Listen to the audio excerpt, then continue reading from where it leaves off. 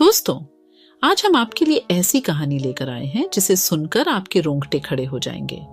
चुड़ैलों की कहानियां तो अक्सर आपने सुनी होगी, लेकिन आज की कहानी हमारे आसपास की होने वाली कुछ अनदेखी, अनसुनी आहट से प्रेरित है।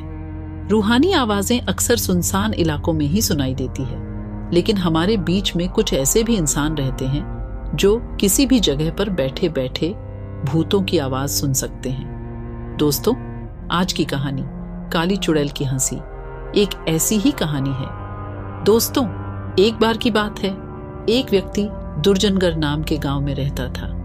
पेशे से तो वह बढ़ई था, लेकिन गांव में झाड़ फूंक का काम करने के लिए भी लोग उसे बुलाया करते थे। लोगों का कहना था कि बढ़ई को भूत बला की अच्छी जानकारी थी। एक बार बढ़ई फर्नीचर बनाने के लिए लकड़ी लेने जंगल निकल जाता है। जंगल में उसे एक से एक कीमती लकड़ियां मिलती हैं। वह सभी को टुकड़ों में काट काट कर इकट्ठा करता जाता है। उसे ऐसा करते हुए शाम हो जाती है।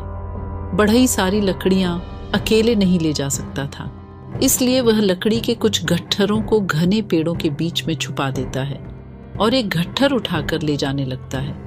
लेकिन तभी उसे किसी औरत के हंसने की आवाज सुनाई देती है। अचानक बढ़ई के सर से लकड़ी का गट्ठर गिर जाता है। बढ़ई पहले से भूतों के बारे में जानता था, इसलिए वह पल भर में समझ जाता है कि यह किसी भयानक काली चुड़ैल की हंसी है। लेकिन शाम होने की वजह से वह हावी हो सकती है, इसलिए अभी यहाँ से निकलना ही ठीक होगा।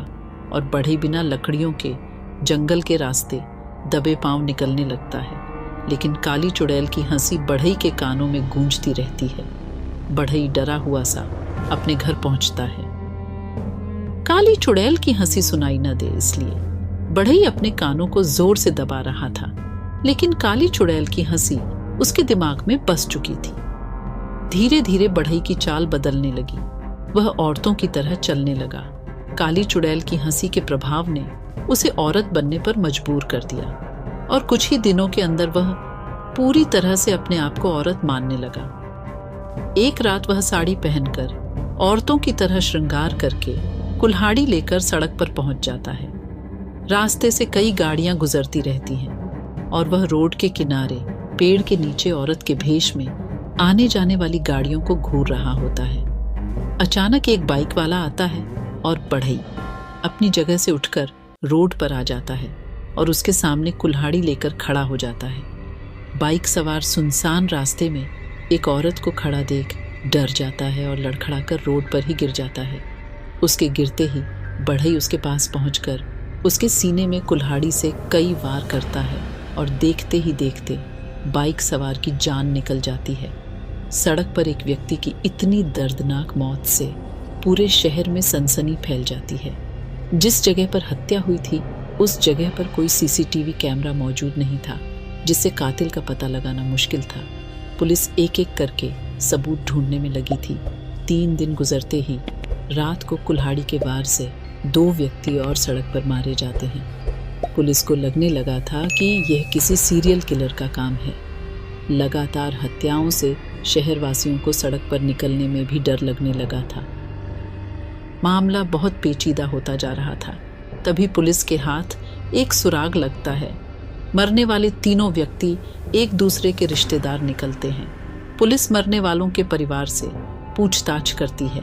दरअसल पुलिस को शक होता है कि हो सकता है इनकी कोई खानदानी दुश्मनी है, जिसकी वजह से ये हत्याएं हो रही हैं। तभी अगली रात एक और व्यक्ति अपनी कार सहित खाई में गिर जाता है और जब उसकी कार खाई से निकाली जाती है तो पता चलता है कि कार के कांच में किसी ने पत्थर से वार किया था, इसलिए गाड़ी का बैलेंस बिगड़ गया और गाड़ी खाई में जा गिरी। इस हादसे में गाड़ी चालक की मौत हो गई। इत्तेफाक की बात तो यह थी कि यह गाड़ी चालक भी इन्हीं तीनों का रिश्तेदार था। बढ़ई लगातार एक के बाद एक हत्याएं करता जा रहा था, लेकिन उसके ऊपर किसी को शक नहीं हो रहा था। काली चुड़ैल की हंसी बढ़ई को अपने कब्जे में ले चुकी थी और अब वह वही कर रहा था जो चुड़ैल चाहती थी। पुलिस को एक बात तो समझ में आ जाती है कि हत्याएं एक ही परिवार के लोगों की हो रही हैं। इसका मतलब उनके परिवार से किसी की दुश्मनी है, तभी इनका कोई दुश्मन लगातार इन्हीं के परिवार पर हमला कर रहा है। अब पुलिस उस परिवार के सभी ऐसे रिश्तेदारों की सूची तैयार करती है जो उस शहर में रह रहे होते हैं, ताकि उनको बचाने के लिए सुरक्षा दी जा सके। और एक रात बढ़ई कुल्हाड़ी लेकर जा रहा होता है, तभी एक व्यक्ति की नजर उस पर पड़ती है। इतनी रात सुनसान सड़क पर एक औरत को हथियार के साथ देखते ही उसे शक होता है और वह पुलिस को सूचना दे देता है। शहर में हत्यारे की तलाश चल रही होती है और इसी बीच पुलिस को एक संदिग्ध औरत की सूचना मिलती है। पुलिस तुरंत मौके पर पहुंच जाती है और बढ़ई को चारों तरफ से घेर कर गिरफ्तार कर लिया जाता है।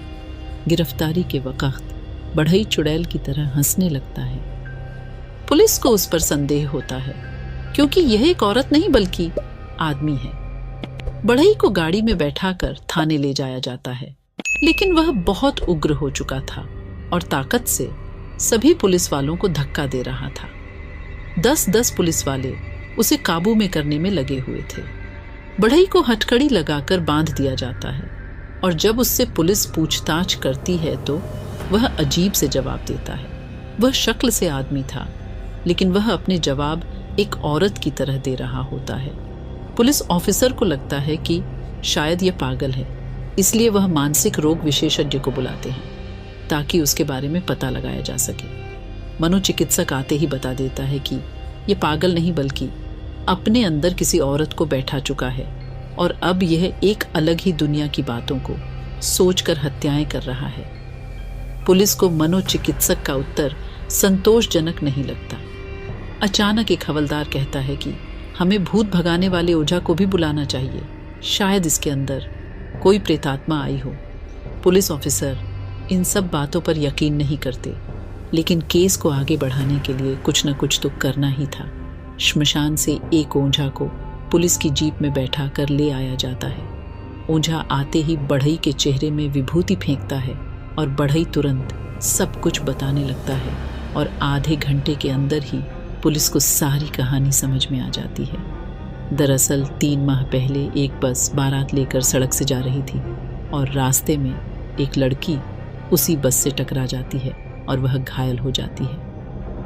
तभी बस में बैठे बाराती उतरकर उसे अस्पताल पहुंचाने की वजह वहीं किनारे जंगल में ले जाकर एक गड्ढे में मरा हुआ समझकर जिंदा ही दफना देते हैं और यह वही लड़की की आत्मा है जो बढ़ई के अंदर आकर उन्हीं रिश्तेदारों को एक एक करके मार रही है जो उस बारात में शामिल थे।